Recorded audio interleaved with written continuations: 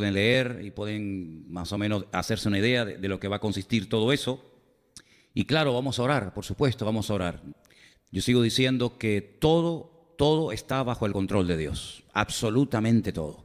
Nosotros oramos y todo lo que suceda, el Señor tiene todo bajo su control.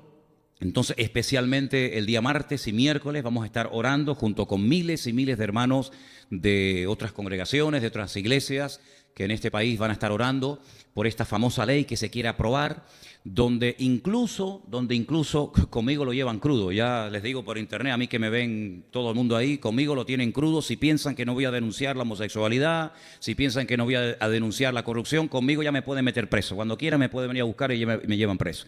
A partir de ahora se quiere aprobar una ley donde ya no se puede hablar en contra de los homosexuales, se puede prohibir, se pueden cerrar iglesias, se pueden llevar pastores a la cárcel. Ya digo, conmigo pueden empezar desde ahora. Solamente les digo una cosa, nosotros obedecemos a las autoridades y a los hombres siempre y cuando, subrayo, siempre y cuando no vayan en contra de este santo libro.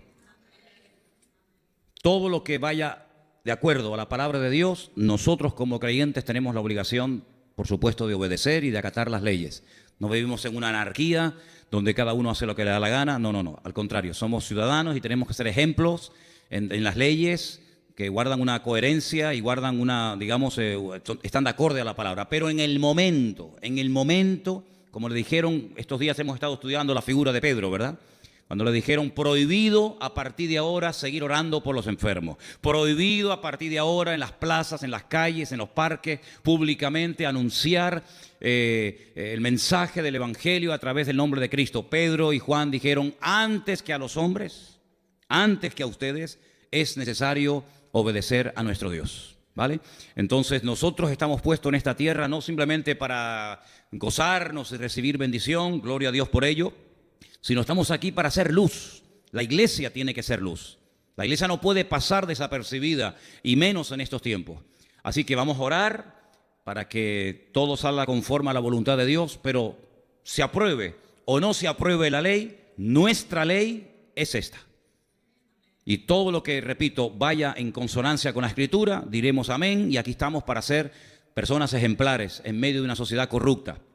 Pero cuando se dicen cosas que van en contra de la palabra de Dios, cuando nos prohíben denunciar el pecado, cuando nos prohíben denunciar la palabra de Dios, la Escritura, amigo, hasta ahí podríamos llegar. Entonces vamos a estar orando, ¿sí? El martes y el miércoles especialmente por estas cosas que proponen inconversos y proponen personas que odian el Evangelio y que quieren quitar a Dios de la sociedad. Hay varios partidos que están detrás de esta ley mordaza y lo que pretenden es descristianizar a Europa, arrancar las raíces cristianas de este continente. Pero, hermanos, nosotros estamos aquí para ser una voz profética, para anunciar al mundo que el Señor Jesucristo es el camino, es la verdad y es la vida. Y nosotros estaremos siempre a favor de todo aquello que vaya a favor de la palabra. Pero en el momento, repito, que algo vaya en contra, lo lamento muchísimo, aquí nos encontrarán a todos. Por lo tanto, oremos, vamos a orar, vamos a confiar que Dios ponga su mano en todo esto. Pero siempre digo una cosa, el Señor sabe lo que hace y cuando Él permite, cuando Él abre o cuando Él cierra una puerta, una situación, una circunstancia, no nos preocupemos, Dios tiene todo bajo su control. No vamos a entrar ahora en un nerviosismo, en una paranoia. Ay, mira lo que van a hacer. Bueno, los hombres van a hacer lo que el Señor les permite hacer. Y van a llegar las cosas hasta donde Dios las permita. Ni más ni menos. ¿Cuántos dicen amén? Hay algunos creyentes que como que le tienen miedo al diablo. Al diablo no hay que tenerle temor. Porque el diablo, dice la Biblia, que ha sido vencido por Cristo en la cruz del Calvario. Él nos tiene que tener temor a nosotros. Nosotros no tenemos que tener temor a Él, ni a nada, ni a nadie. Porque mayor es el que está en nosotros que el que viene contra nosotros. Así que otros presumen y otros tienen sus días y otros tienen sus proclamaciones. Nosotros estamos hace 2000 años en este mundo, hermanos, proclamando la verdad, proclamando el Evangelio. Y si eso conlleva el que nos metan preso, pues hermano, no será la primera ni la última vez que a un pastor, que a un creyente lo meten preso o lo matan o lo torturan por la causa del Evangelio. El Evangelio, el verdadero Evangelio, tarde o temprano, créanme, tarde o temprano chocará frontalmente con la sociedad en la cual vivimos. No se olviden ustedes que estamos viviendo no al principio de la era cristiana, estamos en la recta final. Y la Biblia nos enseña, hermanos, que la maldad se va a multiplicar de una manera increíble. Esto va a hacer que el amor de muchos se enfríe, que algunos se desanimen, que otros se pongan nerviosos, pero es el momento de ser renovados, es el momento de buscar a Dios. No es el momento de quejarnos ni de mirar a izquierda ni a derecha, sino mirar a quien siempre tenemos que mirar, a nuestro Dios. Está sentado en el trono. Cuando estaban matando a pedradas a nuestro querido hermano Esteban, allí en los primeros tiempos de la iglesia primitiva, dice que mientras la apedreaban, él miraba al cielo. Él no miraba las pedradas, él no miraba a los que le estaban criticando, a los que querían matarlo, él miraba al cielo y dice: yo veo al Hijo de Dios sentado a la diestra de Dios Padre. Así que eso es lo que tenemos que hacer, mirar siempre al Señor. De hecho, es un mandato bíblico. La Biblia dice: si habéis resucitado con Cristo, lo cual es sinónimo de decir, si habéis nacido de nuevo, si habéis abrazado el Evangelio, si habéis aceptado a Cristo como vuestro Señor y como vuestro Salvador personal, poned la mira en las cosas de arriba, no en las de la tierra. ¿Cuántos dicen amén? Cuando miramos al Señor, que pase lo que pase, que venga lo que venga, que digan lo que digan, nosotros podemos caminar en fe, podemos caminar en victoria. El enemigo intentará frenar a la iglesia, pero vamos a ver, pero esto no nos tiene que llamar la atención. Dice la Biblia en una de las cartas de Pedro, y hemos hablado estos días mucho de Pedro, llevamos semanas hablando de este personaje bíblico. Hermanos, no os sorprendáis, no dice eso la Biblia, no os sorprendáis del fuego de la prueba que os ha sobrevenido, como si alguna cosa extraña estuviera aconteciendo. Hay hermanos nuestros que en este momento están siendo masacrados, que están siendo torturados y matados por la causa de Cristo en este mismo momento.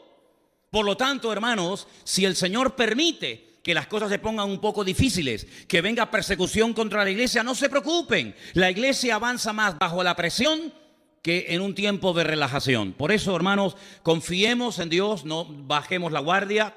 Al contrario, doblemos la guardia, oremos, busquemos más del Señor, porque el Señor, repito, tiene todo bajo su control. ¿Cuántos dicen amén?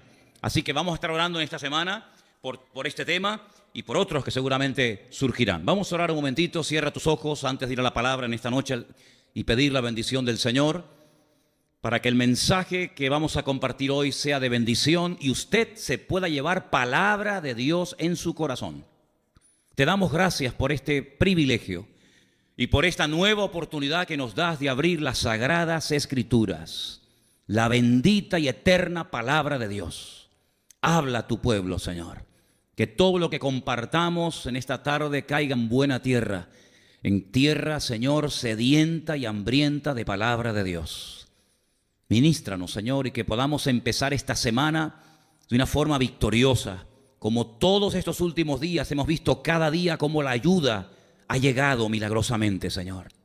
De donde menos esperábamos, la ayuda ha venido, porque tú no desamparas a ninguno de tus hijos. Y te doy gracias porque en este primer día de la semana nos permites congregarnos, reunirnos en este lugar bajo tu bandera, bajo el nombre de nuestro Dios eterno, Yahweh Sebaot, el Dios de los ejércitos, al cual adoramos y clamamos pidiendo que en esta tarde, a través de tu palabra escrita, hables a nuestros corazones, Señor. En el nombre bendito de tu amado Hijo Jesús. Amén y amén. ¿No les escuché decir amén? Ok. Vamos a Hechos capítulo 13. Como decía hace un instante, hemos estado hablando en las últimas semanas acerca de un personaje muy conocido por todos y cada uno de nosotros, como es Pedro, Simón Pedro, hijo de Jonás. Lo veíamos allí en el mar de Galilea pescando, siendo llamado por el Señor, y desde ese momento que el Señor lo llama hasta el capítulo 12 del libro de los Hechos, hemos visto, creo que cosas muy interesantes y muy prácticas que nos pueden venir muy bien a cada uno de nosotros. Lo hemos visto sanando enfermos, lo hemos visto resucitando muertos, lo hemos visto predicando en las calles con un temor y una autoridad, sin ningún temor al hombre, con un temor a Dios y con una autoridad tremenda. Lo hemos visto caminar por encima de las aguas, pero también lo hemos visto negando al Señor, dudando, ahogándose en las aguas del mar de Galilea. También lo hemos visto llorar. También lo hemos visto llorar amargamente la noche que negó al Señor, pero también lo hemos visto siendo restaurado y confesando: Señor, tú lo sabes todo, tú sabes que yo te amo. Lo hemos visto en la cárcel, ese fue el último pasaje que estudiamos el día jueves. Mataron a Santiago, Herodes mandó a matar a Santiago. Se perdió un gran obrero, se perdió un gran siervo de Dios. Pero sin embargo, cuando a Pedro lo matan en los días de los panes sin levadura, en los días de la famosa fiesta de la Pascua, dice la Biblia que la iglesia, mientras Pedro estaba en la cárcel, no paraba de orar por él. Quiero leer esos versículos, por favor, porque son muy interesantes. En Hechos capítulo 12, dice la Escritura en el versículo 5, 12:5. Así que Pedro estaba custodiado en la cárcel, pero la iglesia hacía sin cesar oración a Dios por él. Dice que estuvieron toda la noche orando para que Pedro fuera protegido por la mano del Señor y claro que lo fue, pero no solamente fue protegido, sino fue liberado esa misma noche de una forma milagrosa. 16 soldados romanos, leímos, 16 soldados romanos bajo la orden de cuidar de ese solo hombre. 2 de ellos dormían con Pedro en la cárcel, uno encadenado a su mano izquierda y otro encadenado a su mano derecha. Soldados por dentro, soldados por fuera. Sin embargo, dice la Biblia que cuando a medianoche un ángel del Señor entra en la cárcel donde su siervo está allí preso, ninguno se despertó, ninguno se dio cuenta de lo que estaba pasando allí. Todos quedaron dormidos. Me hace recordar aquel sueño profundo del primer hombre creado por Dios, de Adán, ¿se acuerdan? Dice que entró en sueño profundo, tan profundo que Dios lo anestesió y extrajo de él una bendición, su compañera, para toda la vida. Y cuando él despierta de aquel profundo sueño, se queda sorprendido y al mismo tiempo agradecido con el Señor, porque dice: me has extraído algo de mi ser, esto es hueso de mis huesos y carne de mi carne. Y ahí se forma la primera pareja, porque esa es la voluntad de Dios, la unión entre un hombre y una mujer. Todo lo demás es aberración y desorden delante de la presencia del Señor. Lo diga quien lo diga, y aunque legalicen el pecado, una unión entre hombres y una unión entre mujeres no solamente es algo antinatura, sino es lo más inmundo y lo más aberrante que jamás se puede una persona imaginar.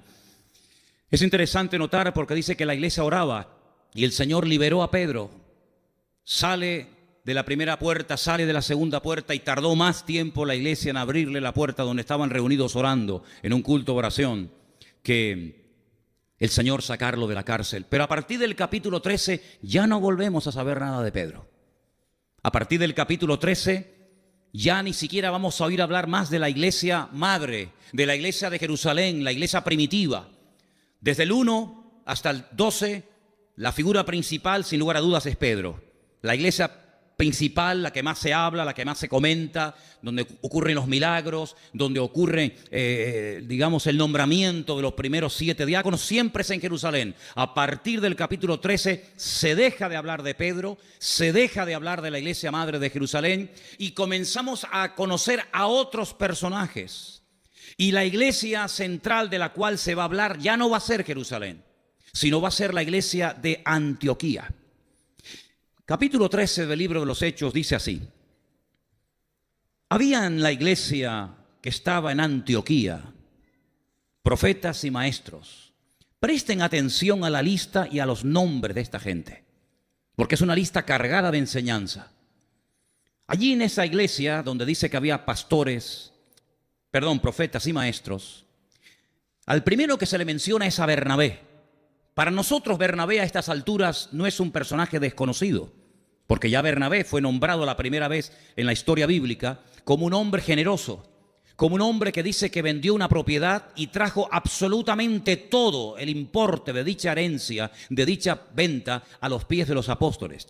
No así, cosa que hicieron o intentaron imitar aquel matrimonio llamado Ananías y Zafira, que quisieron decirle a la iglesia, quisieron hacerle entender a la congregación que ellos también, igual que Bernabé, eran gente muy generosa, pero era mentira. Daban solamente una parte, pero ellos dijeron que estaban dando todo para así aparentar ante la congregación de que eran gente muy generosa y lo que eran unos manipuladores y unos mentirosos. Y cuando el apóstol Pedro dice: ustedes han vendido en esta cantidad que acaba de decir tu marido, esta propiedad, ella miente y dice: sí, en esta cantidad. No es verdad, no has vendido eso en esta cantidad. Si ustedes no quisieran dar nada a la congregación, no pasa nada, no hay ningún problema. Si ustedes de la herencia o de la propiedad que han vendido quisieran dar una parte, no hay ningún problema. Pero ustedes lo que están haciendo es que le están diciendo a la congregación que lo están dando todo cuando es falso. Y en la iglesia primitiva no se podían sentar precedentes, vamos, ni en la iglesia primitiva, ni en esta, ni en ninguna. Pedro no iba a permitir que estas personas pasaran como gente espiritual cuando de espirituales no tenían nada. Y dice la Biblia que tanto el marido como la esposa cayeron muertos. Y entró gran temor a la congregación, ¿verdad?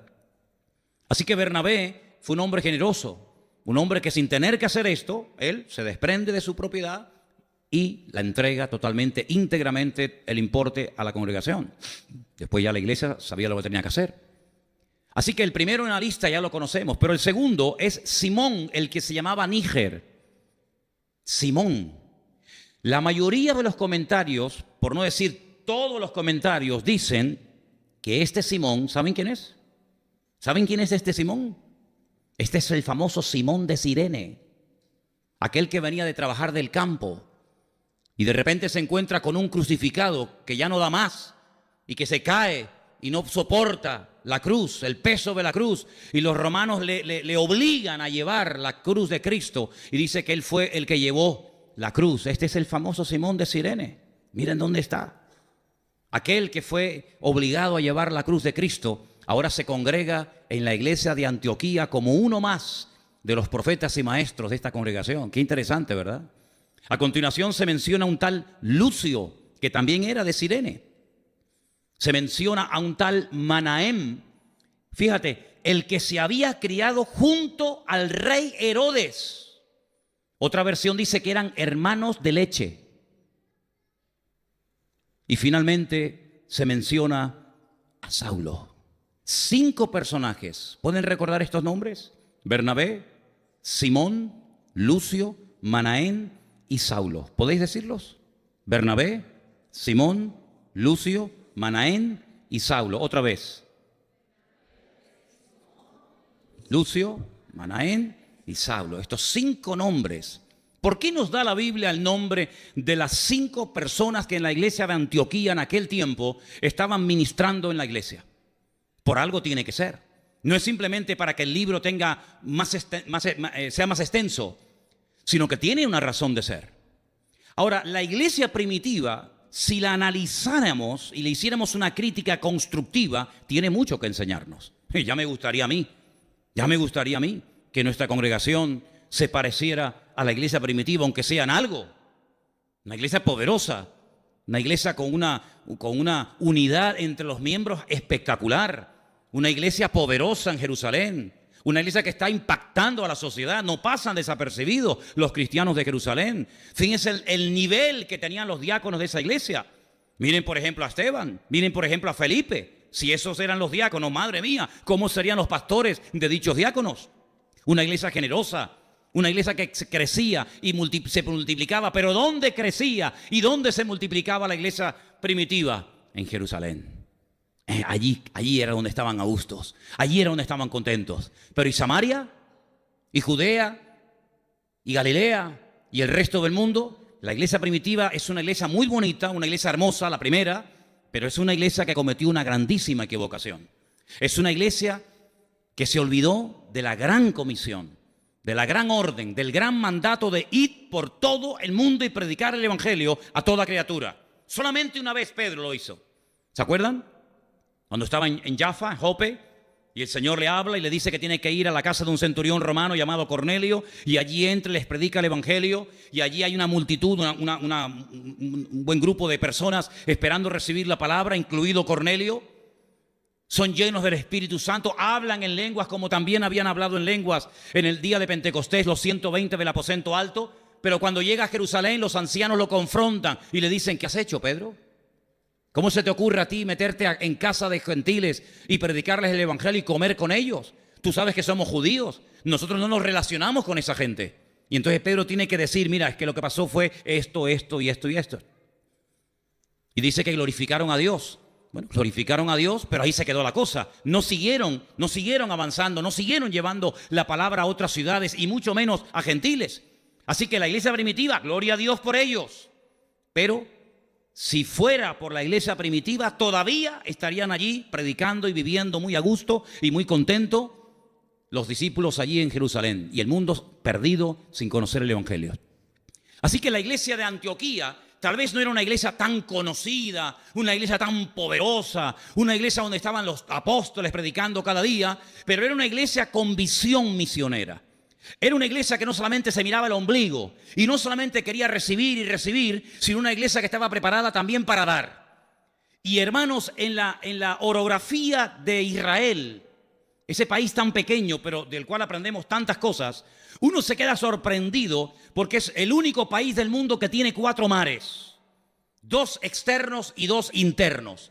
Por un lado tenemos el mar Mediterráneo, al sur tenemos el mar Rojo, y son los 2 mares abiertos que bañan también las costas de otras naciones. Pero luego dentro del país hay 2 grandes lagos, al norte el mar de Galilea, el Kineret, el mar de Genesaret, donde Cristo pasó 3/4 partes de su ministerio, donde caminó por encima de las aguas y multiplicó los panes y los peces y dio el famoso sermón del monte, Mateo 5, 6 y 7, etcétera, etcétera. Son aguas limpias, son aguas que se pueden incluso hasta beber. Entran las aguas de los altos del Golán y salen por el sur. No son aguas putrefactas, no son aguas estancadas. Hay vida, hay peces. Muchas veces hemos comido los famosos peces, el pez San Pedro, que se pesca ahí hasta el día de hoy, ¿verdad? Sin embargo, cuando viajamos un poquito hacia el sur de Israel, muy cerca de Jerusalén, muy cerquita de Jerusalén, encontramos el Yam Hamelach, el mar de la sal, o el mar muerto, como vulgarmente se les conoce. Un mar que recibe agua, pero no la suelta. Es un mar que retiene, pero no da. Exactamente igual que esos 2 famosos estanques que también están dentro de la ciudad de Jerusalén. El estanque de Betesda y el estanque de Siloé. Estanque de Betesda, donde multitudes iban a esperar el movimiento del agua producido supuestamente por un ángel, que como dije en su día, no hay ningún ejemplo en la Biblia de que nadie, absolutamente nadie, fuera sanado en las aguas putrefactas y estancadas del estanque de Betesda, porque era una leyenda, era algo que se había transmitido de generación en generación. La gente esperaba algo que nunca ocurría y por eso había multitudes que nadie era sanado. Solamente uno fue sanado, y no, por cierto, por el movimiento del agua, sino porque Juan capítulo 5 dice que el Señor Jesucristo, el que cambia, el que transforma la vida por dentro y por fuera, llegó al estanque de Betesda y allí sanó solamente a uno, aquel paralítico que hacía 38 años que no se podía mover. Conocen la historia, ¿verdad? Pero sin embargo, cuando unta barro, Juan capítulo 9, en los ojos de aquel ciego de nacimiento, previamente los discípulos habían preguntado: Señor, ¿quién pecó? Algo tuvo que ocurrir para que este hombre naciera ciego. Pero cuidado, no solamente era ciego, sino que las cuencas, el globo ocular no estaban vacías las cuencas, no había globo ocular, era imposible que ese hombre pudiera volver a recuperar la vista. Pero lo que es imposible para los hombres, siempre es posible para Dios. Dios no conoce la palabra imposible. Dios, el Señor, unta barro en sus ojos y lo manda al estanque de Siloé. No al estanque de Betesda, donde estaba el agua estancada hasta el día de hoy, que se puede ver y se puede visitar, sino al estanque de Siloé, que significa el enviado, aguas limpias, aguas cristalinas, donde los chicos van y se bañan hasta el día de hoy. Aguas donde entra y sale y están limpias.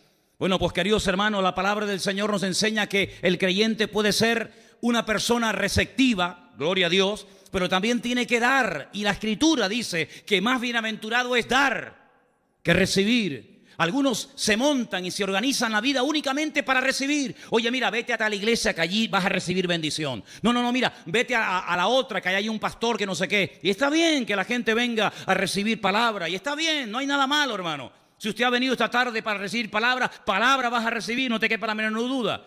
Pero no te olvides que recibimos para dar. No solamente recibimos para estar contento, para que mi marido vuelva conmigo, para que mi hijo salga de la droga, para que yo consiga un buen trabajo. Está bien todo eso, pero no se olviden que la prioridad no somos nosotros. La prioridad es alcanzar al mundo para Cristo. ¿Cuántos dicen amén? No podemos olvidarnos de eso, porque si no la iglesia está viviendo mirándose el ombligo. Venga a recibir y venga a recibir y venga a recibir, pero recibimos para poder dar al mundo. Y cuanto más demos, más vamos a recibir de parte del Señor. ¿Cuántos dicen amén? ¿No les oigo? Ok, díganos fuertito, ¿sí? Pues si yo estoy predicando fuertito, ustedes también. Escuchen, en la lista de esta iglesia de Antioquía hay 5 personajes: Bernabé, Lucio, Simón, Manaén y Saulo. Bernabé, dice la Biblia, era de la isla de Chipre. Interesante. Era un chipriota. Lucio dice que era de Cirene. ¿Cirene dónde está? En el norte de África. Simón era judío, pero por algunas palabras que aparecen aquí y por la historia, se nos dice que se movía en círculos de gente romana, aunque era judío. Manaén era un aristócrata. Se había criado nada más y nada menos que con el rey Herodes, hermanos de leche. Una persona de la aristocracia de la época, una persona que se movía en las más altas esferas de aquel tiempo, pero era convertido. Y finalmente tenemos a un ex rabino judío muy famoso, criado a los pies del mejor maestro de Torá de la época, como era Gamaliel, nieto de Gilel, uno de los maestros de la Torá más famosos de la historia. Así que fíjense qué combinación tenemos aquí. Gente de Chipre, gente del norte de África, gente que se mueve en círculos con los romanos, gente que viene del trasfondo del judaísmo, de la secta de los fariseos, personas que se mueven en las más altas esferas.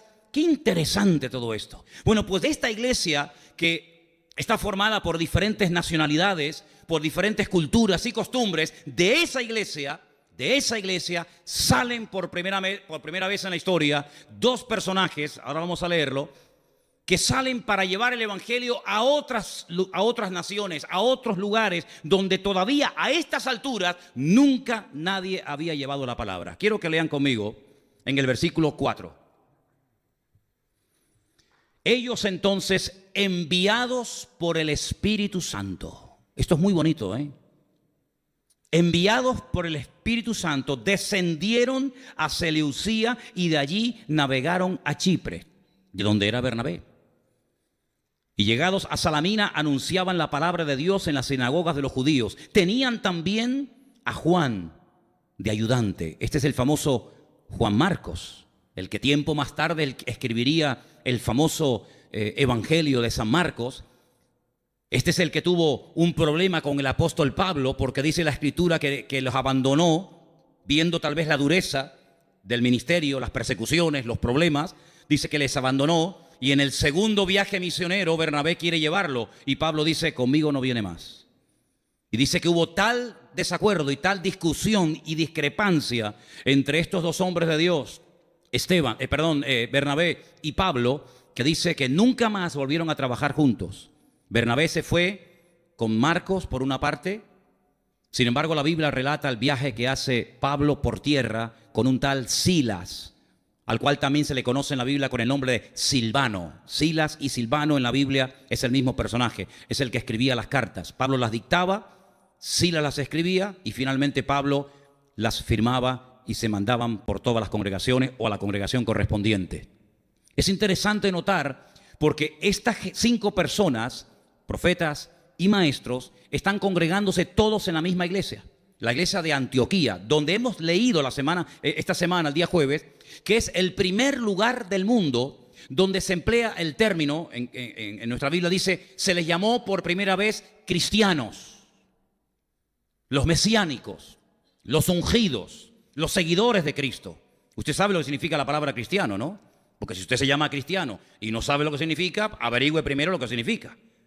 Un diccionario que se imprimió en este país en los años 50, en plena dictadura franquista, cuando se leía la definición de la palabra cristiano, decía: cristiano, persona bautizada de mayor, seguidor de Cristo.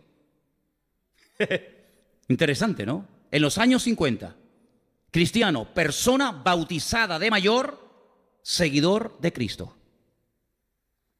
Ay, si le hubieran hecho caso en los años 50 a la definición del diccionario de la Real Academia Española, ¿verdad? Qué cosa tan interesante. Allí se les llamó por primera vez los ungidos. Allí se les llamó por primera vez seguidores de Cristo. Se les daba otros nombres, ¿verdad? Pero la primera vez que los llaman así fue en la iglesia de Antioquía.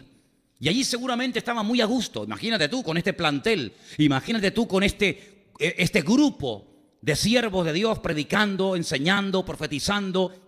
Era una gozada. Pero hay un momento en el que en la iglesia ocurre algo. Y quiero leerlo. Y está en el versículo 2. Hechos 13, versículo 2. Ministrando estos al Señor, estos 5 que hemos leído, y ayunando, dijo el Espíritu Santo: ay, amigo, apartadme a Bernabé y a Saulo para la obra a que los he llamado. Entonces, habiendo ayunado y orado, les impusieron las manos y los despidieron. Y ahora viene la frase que leía hace un rato: ellos entonces fueron enviados por el Espíritu Santo. Yo tengo subrayada esta expresión, enviados por el Espíritu Santo, porque en otro pasaje, cuando se produce el famoso concilio de Jerusalén, Hechos capítulo 15, dice que quien envía de la iglesia de Antioquía a un par de representantes, y uno de ellos era Saulo o Pablo, dice que fue enviado por la iglesia. Sin embargo, aquí no dice que fue la iglesia la que envía a Saulo y a Bernabé para predicar el evangelio, sino es el Espíritu Santo el que habla en un culto, el que habla en una congregación claramente y dice: fulano y mengano, su tiempo adentro se ha terminado. Ahora ellos tienen la preparación suficiente para lanzarse al mundo. Y este viaje misionero, ¿saben cuánto tiempo duró? 3 años.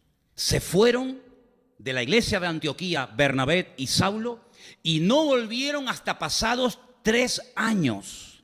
Y en esos 3 años ocurrieron cosas increíbles, cosas tremendas, milagros, prodigios, iglesias establecidas, cosas que realmente nunca habían ocurrido.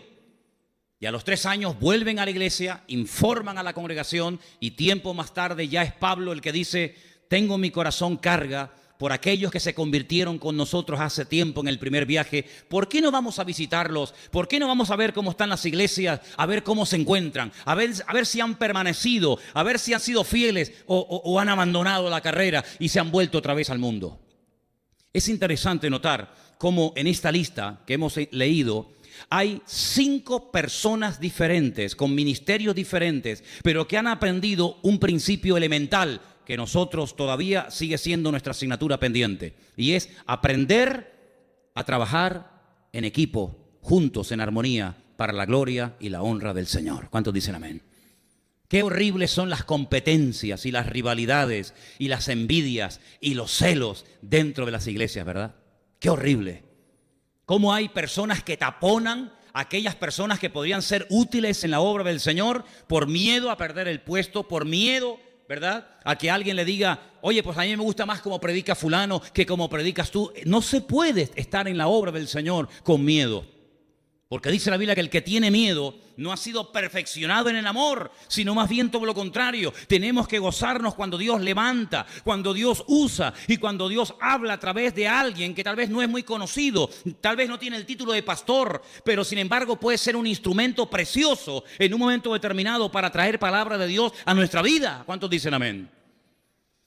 Ahora, una vez escuché a un pastor que dijo que esta expresión apartadme, separadme a Pablo y a Bernabé, realmente es mucho más fuerte.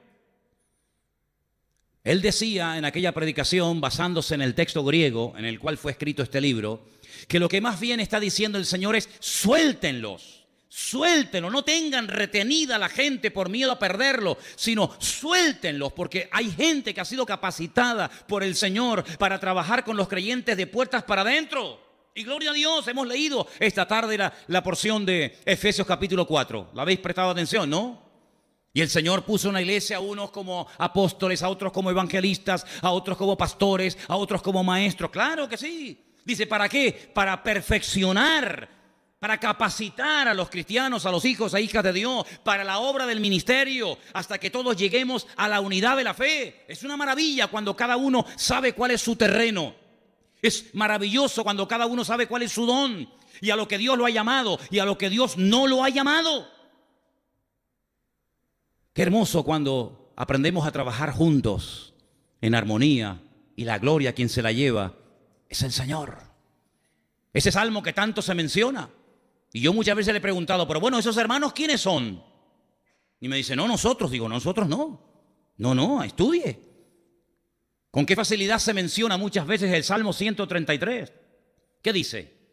Y mirad cuán bueno es y cuán delicioso es habitar los hermanos juntos en armonía. Y entonces los cristianos toman ese versículo y dicen, hermanos, ¿tenemos que estar juntos en armonía? Sí, ya lo sé que tenemos que estar juntos en armonía. Pero ¿a qué hermanos hace referencia ahí la Biblia? A nosotros los cristianos, pero si no existía la iglesia. Mirad cuán bueno, qué maravilloso es estar juntos en armonía, dice, los hermanos. Bueno, pues si no eran los cristianos, que no existían en aquel momento, si no era la iglesia que no existía en aquel tiempo, ¿a qué hermanos está haciendo referencia el Salmo 133? Porque yo veo en la Biblia que muchos hermanos se odiaban. Por ejemplo, vamos a analizar, ¿pueden ser los hermanos Jacob y Esaú? Sí, había una armonía entre ellos maravillosa, ¿verdad? Jacob y Esaú se llevaban, permítame la expresión, como perro y el gato. Dice que uno le robó la primogenitura, dice que el otro lo engañó, dice que y tuvo que salir huyendo.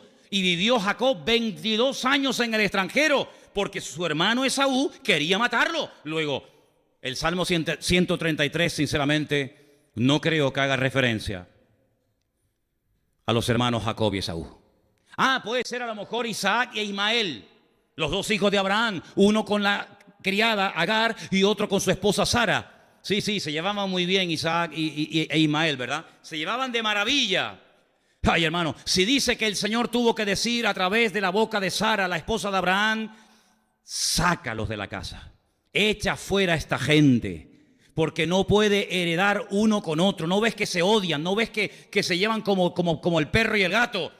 Y Abraham tuvo con todo el dolor de su alma echar fuera a su hijo Ismael y también a su madre, Agar.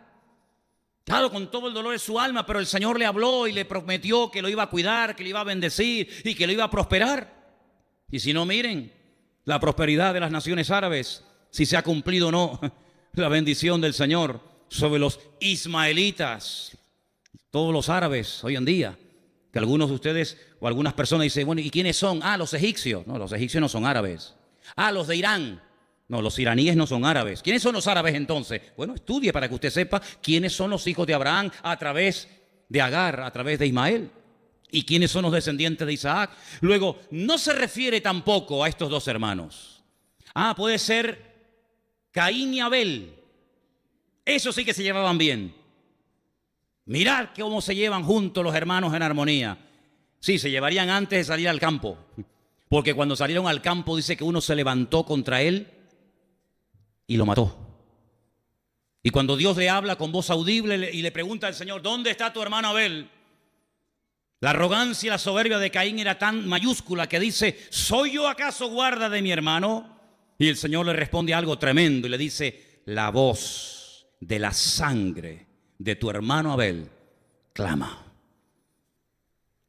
Luego, si no son las tres parejas que he mencionado, porque es muy difícil ver en la Biblia a hermanos que se lleven bien. Absalón y Amón pueden ser. ¿Conocen ustedes a Absalón? ¿Conocen algo de Absalón, aquel peludo? ¿Conocen al peludo? Dime de qué presumes y te diré de qué careces. Se cortaba el pelo una vez al año públicamente y lo pesaba y decía, madre mía, qué melena, parecía un león. Y por los pelos quedó colgado y murió. ¿Se llevaban bien los hermanos Absalón y Amón? No. ¿A qué hermanos se refiere, hermanos? Solamente encuentro en el Antiguo Testamento a dos hermanos. Algunos estarán pensando, no, pero no has mencionado a José. ¿Se te escapó José? No, a mí no se me escapó nada. A mí no se me escapa nada. De la Biblia no se me escapa nada. Pero perdóname, no los he mencionado, porque si ustedes piensan que los hermanos juntos en armonía se refiere a José, a su hermano, amigo, no sé qué Biblia lees. Porque si alguien odiaba a su hermano José, eran precisamente sus propios hermanos. Para Potifar, José era una bendición. Para sus hermanos era un problema. Era más querido fuera que dentro. ¿Quién nos queda? ¿Quién nos queda? Les voy a proponer dos nombres. Moisés y Aarón. ¿Quién era el mayor? Aarón era el mayor. ¿Y el menor? Moisés. Era más pequeño que incluso su hermana Miriam. Sin embargo, Aarón jamás chocó frontalmente contra la autoridad de su hermano. Una vez es verdad que lo criticó y le costó caro. Pero ahí vemos a dos hermanos trabajando juntos en armonía. Uno como sacerdote y el otro como el vocero, como el profeta, como la voz de Dios, juntos en armonía, y allí envía Dios bendición y vida eterna. ¿Cuántos dicen amén? Y ahora vemos en esta iglesia a dos hermanos, de los 5 a 2, que el Señor los llama afuera de la congregación. Pero no piensen ustedes que es mucho más fácil trabajar fuera que trabajar dentro. No, hermanos, son ministerios diferentes. Se iban a encontrar con culturas muy diferentes a las de ellos. La gente en el mundo, por esos países, comían, vestían, hablaban, se comportaban y practicaban cosas que para ellos eran auténticas aberraciones. Pero ellos aprendieron a trabajar juntos en armonía entre ellos, y ellos aprendieron a adaptarse a las circunstancias y no quisieron meterle cultura a la gente como aquellos primeros misioneros ingleses que con chaqueta y ropa de lana, claro, venían de Escocia, venían de Inglaterra, se iban al Amazonas y querían ponerle a los indígenas chaqueta y corbata y bombín y bastón para que vistieran como caballeros ingleses en plena selva amazónica. Ellos no fueron a predicar su cultura. Ellos no fueron a decir, ustedes tienen que comer como nosotros, hablar como nosotros, vestir como nosotros. No, ustedes tienen que convertirse a Cristo, y si en algo tienen que cambiar, el Señor se encargará de ponerlo en vuestros corazones, y el Señor lo hará, porque al fin y al cabo la gente cambia no por presión, sino por convicción del Espíritu Santo hablando en nuestra vida. ¿Cuántos dicen amén? A mí me hace mucha gracia cuando veo gente que lleva 20 años viviendo en Tenerife y aún no saben hablar con las palabras de aquí. Cuando yo fui a Argentina, yo era más argentino que los argentinos.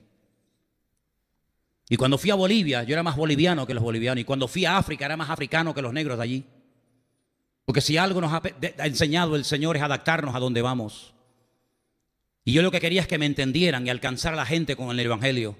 Así que si usted vive en Canarias, adáptese a la cultura de este país para que usted pueda ganar a gente de este país para Cristo.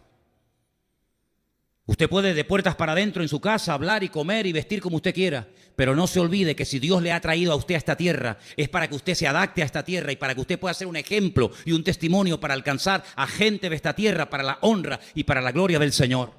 Aquí decimos coger, sin miedo, sin miedo. Dígalo. Es que aquí se dice coger, no hay ningún problema.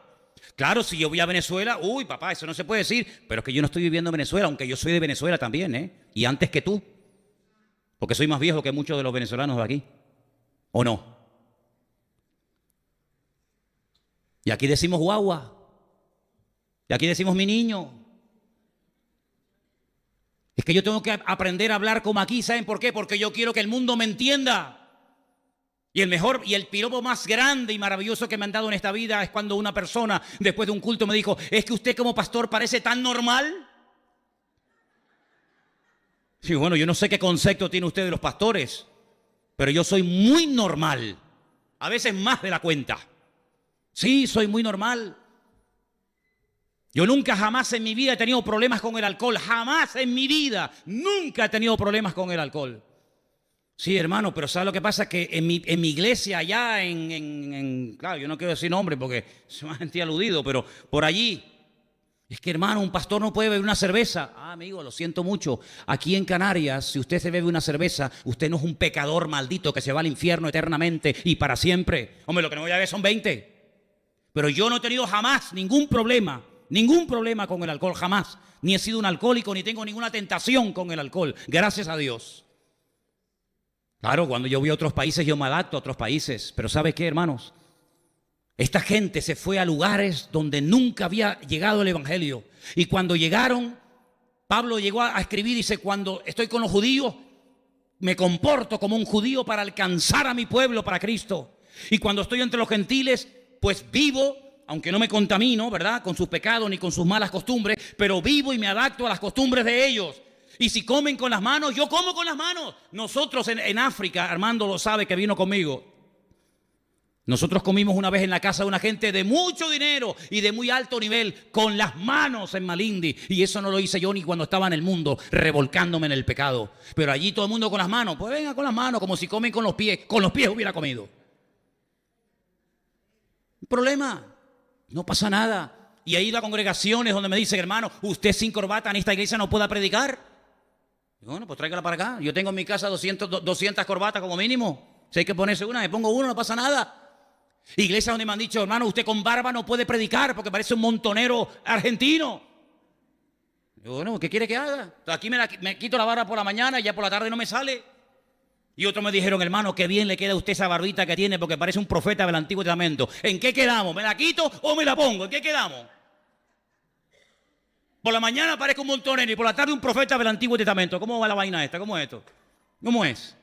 Ay, querido hermano, esta gente aprendió un secreto que lamentablemente nuestros queridísimos hermanos de la iglesia primitiva no quisieron aprender. Y es que ellos estaban contentos entre ellos, su grupito. Pero la iglesia no es un grupito. La iglesia es la sal de la tierra y la luz del mundo.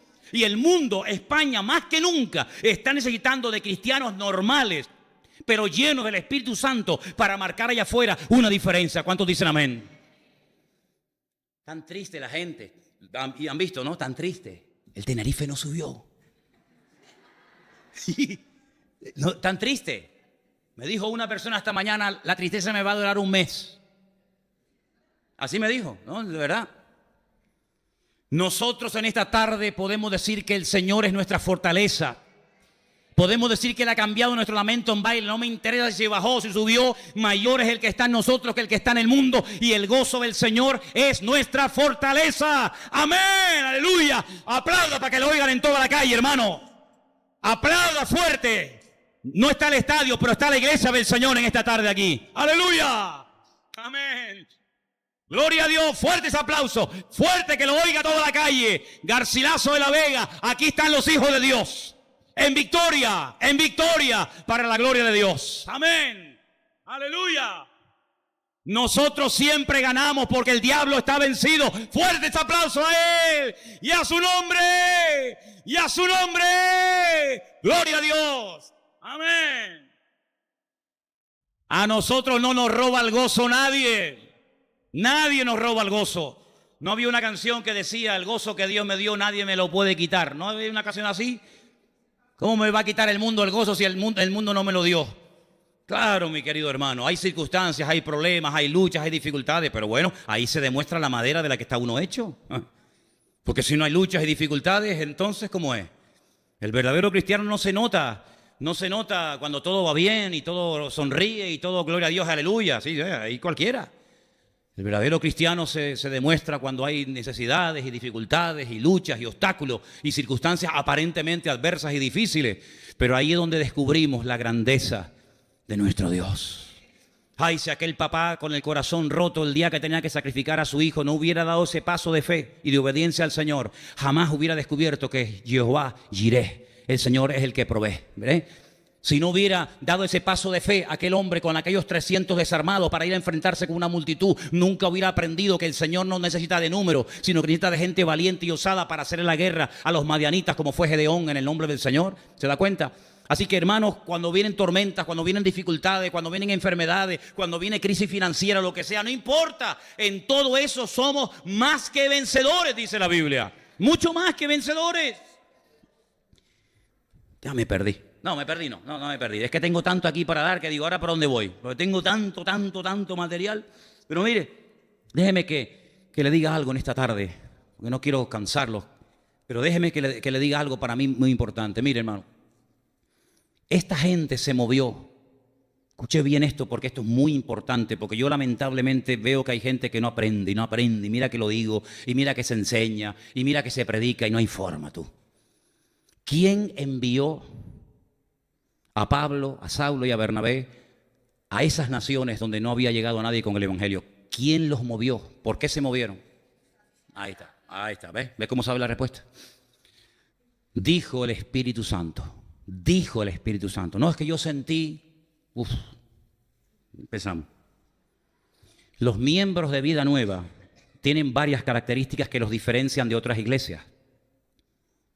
Una de las características de la gente que se congrega con nosotros en esta iglesia es que la palabrita yo sentí, nosotros no la usamos. Cuando yo oigo a alguien y dice, no, que yo sentí, digo, este no es de nuestra iglesia, porque nosotros no hablamos así. Yo sentí. Esta gente no se movió por un sentimiento, porque le iban a esperar, le estaban esperando persecuciones, cárceles, torturas. Los sentimientos llegan de aquí a la esquina. Esta gente se movió por el Espíritu Santo de Dios en la iglesia que habló. No se movió porque allá había más trabajo. Entonces, claro, si hay más trabajo allí, aquí ya no hay, me voy para allá. ¿Usted me está viendo? No me oyó, se lo voy a repetir. Allí hay trabajo y aquí no hay. Voy a ponerlo bíblicamente para que nadie se sienta ofendido. Allí está Egipto, aquí está Canaán. Aquí las ovejas se me mueren de sed.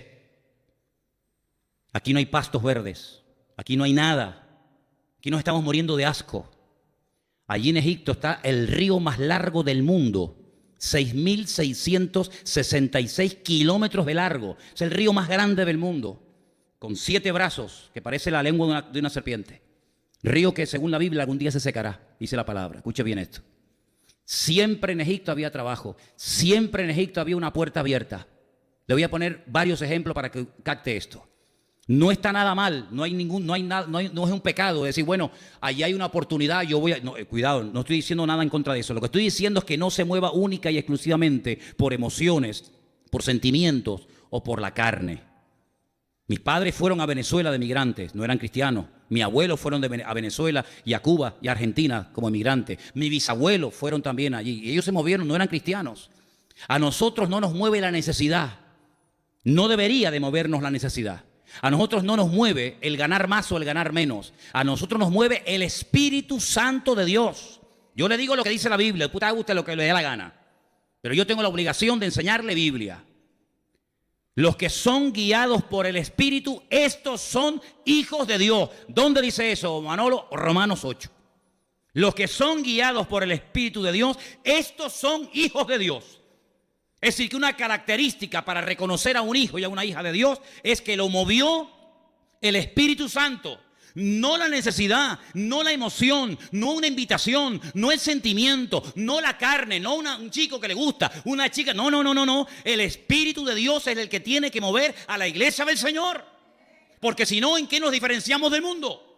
Ahora usted me dirá, sí, pero hermano, yo he leído mi Biblia que Abraham en un momento de necesidad, donde no había agua, donde no había trabajo, donde no había pastos verdes, donde no había nada, se fue a Egipto. Sí, ¿sabe una cosa? Yo también lo he leído. ¿Usted pensaba que yo no lo había leído? Yo lo he leído. Yo lo he leído también. Y se fue allí. Pero tiene que leer el resto de la historia, ¿eh?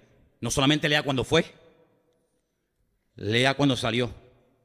Porque él salió de Egipto, pero Egipto no salió de él. El faraón le dijo, ¿te vas? Ay, qué pena. Te voy a hacer un regalo. Cuidado con los regalos que la gente te hace del mundo. No acepte cualquier vaina que le regala a la gente del mundo. Cuidado. Por muy bonito que sea. ¿Te acuerdas de aquella palabra? No acepte los ratones de los filisteos, aunque sean de oro. Eso fue un sueño que Dios me dio hace años. No acepte los ratones de oro de los filisteos, aunque sean de oro. El que sabe de Biblia sabe lo que estoy hablando. El que no sabe Biblia dice, ratones de oro. ¿Qué habla este hombre? Entonces hay que leer la Biblia. Abraham fue a Egipto, le regaló a Agar, y fue una ruina. Su hijo Isaac, viendo que su papá había ido a Egipto en un momento de crisis y en un momento de necesidad, él dijo, oye, no hay agua. Yo soy ¿cómo es? Pastor de ovejas.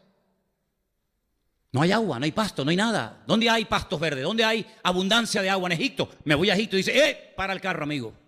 Vivía en Beersheba, donde vive nuestro hermano Guido. No sé si nos estará viendo esa noche. Allí vivía en Beersheba. No había agua, no había esperanza. Si mi papá fue a Egipto, ¿por qué no puedo ir yo? Dios le dijo, no, tú no vayas. Tú no tienes que imitar ni a tu padre ni a nadie. Tú tienes que oír la voz de Dios hablando a tu corazón. Hay gente que hace las cosas porque fulanito las hizo. Yo las voy a hacer. No. Usted no tiene que imitar a nadie, ni al pastor, ni al reverendo, usted tiene que imitar y obedecer única y exclusivamente a la voz de su Dios. ¿Cuántos dicen amén? Bueno, ya va mejorando. Tú te quedas aquí. Y este año tú vas a sembrar. Ahora, yo no sé si usted ha estado alguna vez allí. ¿Sembrar dónde, Señor? Aquí, en el desierto. Pero si no hay agua. Si esto es un desierto, ¿cómo voy a sembrar en el desierto? Tú vas a sembrar porque yo te lo digo. Usted sabe que antiguamente se le decía a los hijos, no salgas más. Y el hijo preguntaba, ¿por qué? Porque lo digo yo. Se acabó la conversación. Eso era antes. Eso era antes. Hoy en día se lo tiene que decir por WhatsApp. Porque si no, el niño no capta. Coge un trauma psicológico. El niño, no salgo más, te va a denunciar a la Guardia Civil. Cuidado. Tú siembras este año aquí. Isaac sembró fuera de toda posibilidad de éxito. Sembrar en el desierto, un disparate, es tirar la semilla, es desperdiciar la semilla. Sembró. Al año siguiente, lea la Biblia, hermano. Todo esto está en la Biblia, yo no me invento nada. Al año siguiente fue la envidia de toda la zona porque dice que cosechó a 100 por 1 en el desierto. Hermano, esta gente salió de la iglesia de Antioquía de la que eran miembros porque el Espíritu Santo lo dijo. Si no, Pablo y Bernabé no se menean, no salen nunca de allí. Isaac se quedó en Beerseba porque el Señor se lo dijo. Cuando usted hace la voluntad del Señor, aunque se rían, aunque se burlen, aunque sea un disparate, aunque su padre le diga que está loco, usted no haga caso. Cuando el Señor le diga algo, usted hágalo. Y el Señor le va a recompensar. Y el Señor le va a bendecir. Mi última palabra para la iglesia esta tarde es esta. No te muevas ni de esta iglesia, ni del trabajo, ni de Tenerife, ni de ninguna parte, a menos que tengas instrucciones concretas y específicas del Señor y te diga, ahora levántese y váyase para otro lugar. Entonces muévase con libertad porque el Señor está contigo. Pero no te muevas por impulso, no te muevas por sentimientos o emociones, porque eso, aunque funciona al principio, a la larga se paga muy caro, amigo. Y el cristiano tiene que madurar, tenemos que madurar y darnos cuenta de que no podemos movernos porque a mí me interesa o me conviene más. Más vale, dice Proverbio, más vale bocado seco y en paz, un pan solo, con la bendición de Dios, que casa llena de abundancia de cosas sin la bendición de Dios. Pues dice, vamos, pero no entiendo, vamos a ver, ¿cómo puede haber la bendición de Dios en un pan seco sin nada dentro? ¿Y cómo no va a estar la bendición de Dios en una nevera llena? No dice la Biblia que Dios estaba con José. Y uno dice, ¿pero dónde está con José? Lo meten en la cárcel, lo odian sus hermanos, pero Dios estaba con José. Al final, ¿quiénes se postraron? ¿José a los hermanos o los hermanos ante José? Aprendamos a encomendar nuestra vida al Señor, esperemos en Él y Él hará, dice la Biblia. Tranquilo, no te pongas nervioso. Por favor, dígaselo al que está a su lado, a ver si le hace más caso que a mí. Por favor, hermano, dígaselo. A lo mejor entre todos hacemos fuerza. No te pongas nervioso. Que los cambios a veces son necesarios. Y los cambios que produce el Señor siempre van a traer bendición a tu vida. ¿Cuántos dicen amén? Los cambios que uno se monta a su manera no funcionan. Los cambios y los movimientos que permite el Señor siempre son de tremenda bendición. ¿Cuántos dicen amén? Yo tengo más ganas de seguir hablando, pero no quiero aburrirles, pero solamente le digo, cierre sus ojos un momentito, ahí donde estás. Y dígale al Señor, Señor, yo veo en esta porción que hemos leído esta tarde, que había 5 personas ministrando en la iglesia de Antioquía. Algunos eran maestros, otros eran profetas. Pero un día el Espíritu de Dios habló a la iglesia. Y de los 5 escogió a 2, a Bernabé, el primero de la lista, y a Saulo, el último de la lista, y los juntó. Y se fueron 3 años, diríamos hoy en día, al campo misionero, a sembrar la palabra. El Señor los respaldó, el Señor los ayudó, los protegió. Cuando volvieron, vinieron más bendecidos que los que se fueron, porque fueron guiados por el Señor, enviados por el Señor. Y yo creo que hemos llegado a un momento en la vida en la que tienes que hacerte esta pregunta. ¿Qué me motiva a mí? ¿Qué me está moviendo a mí? Si es el Señor, adelante. El Señor se va a encargar de abrirte las puertas, de dejarte con la boca abierta. Con la boca abierta. Por eso te digo en esta tarde, confíen en el Señor, hermanos. Los tiempos finales van a ser tiempos difíciles, lo dice la Biblia. Pero también dice la Biblia que en los tiempos finales la gloria y la bendición de Dios será mayor que nunca en la historia. Vamos a confiar en Dios. El Señor tiene todo el poder y toda la autoridad para cuidar tu matrimonio. No tengas miedo, no tengas temor. Para cuidar tu salud, para cuidar tu economía, para cuidar de tus hijos, aunque no estén aquí. No te preocupes, vive tranquilo, no estés agobiado, con nervios, estresado. Pastillas para dormir, pastillas para despertar, pastillas para comer, pastillas. Por favor, vas a reventar un día. Encomienda al Señor tu camino, confía en Él y Él hará. Eso dice la Biblia. Y esta gente salió sin saber a dónde iban, guiados por el Espíritu. Y el Señor los bendijo. Fueron 3 años de aventuras extraordinarias. Y todavía el Señor tiene mucho para enseñarnos, ¿sabes? Todavía el Señor tiene muchas sorpresas en el camino. Yo quiero vivir cada día viendo la gloria de Dios. Yo llevo una semana, créeme hermanos, de verdad te lo digo, sin moverme de aquí, estando donde tengo que estar y haciendo lo que tengo que hacer. No pasa ni un día, y lo digo de verdad para la gloria de Dios, no pasa ni un día sin que Dios no mande la ayuda de una u otra manera. Te lo puedo asegurar, No te imaginas la semana de bendición que Dios nos está dando hasta llegar aquí. Así que yo lo que les pido a todos ustedes, hermanos, en estos tiempos difíciles de tantas cosas, confíen en Dios, confíen en Dios. Dígale ahí donde está en su silla sentado: Señor, dame de tu paz y de tu tranquilidad en mi espíritu, para que yo sepa que mi vida está en tus manos, que tú eres mi pastor y nada me faltará. Que aunque tú permitas que pase por valles, dificultades y penurias y cosas, yo sé que tú estás conmigo.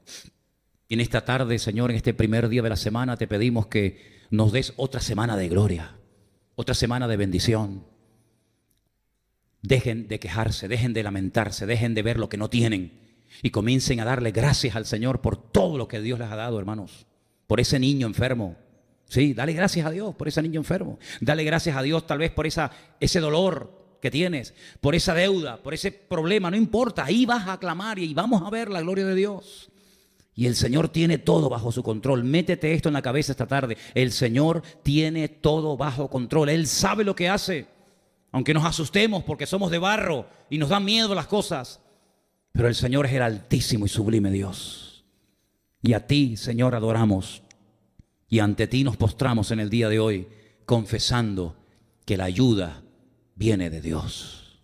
Confiamos en ti, Señor, no en nuestra fuerza, no en nuestra sabiduría, no en nuestra experiencia, ni siquiera en nuestra fe, sino que nuestra fe y nuestra confianza está en ti, Señor Jesús. Te adoramos, te damos gloria y honra, porque tu palabra nos muestra que cuando una persona es guiada por el Espíritu y sabe cuál es su sitio y cuál es su tiempo y cuál es su momento, la bendición de Dios no falta en esa persona.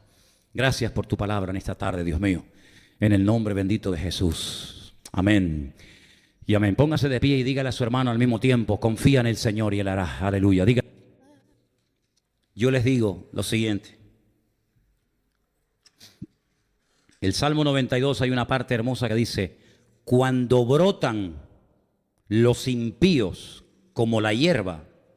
¿Qué es lo que está pasando ahora? Y Señor, ¿de dónde ha salido tanto impío? ¿De dónde ha salido tanto degenerado? ¿No? Cuando brotan los impíos como la hierba y florecen los que hacen iniquidad, es para ser destruidos eternamente.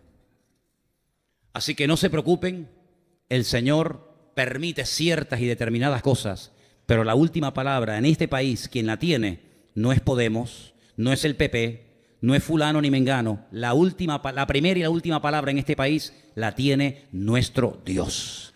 Así que a eso nos agarramos y en eso confiamos. Que digan, que propongan, que peleen, que discutan, que digan todo lo que quieran. Solamente van a llegar hasta donde nuestro Dios les permita llegar. Ni más ni menos. Si Él permite que se levante un faraón bueno, gloria a Dios.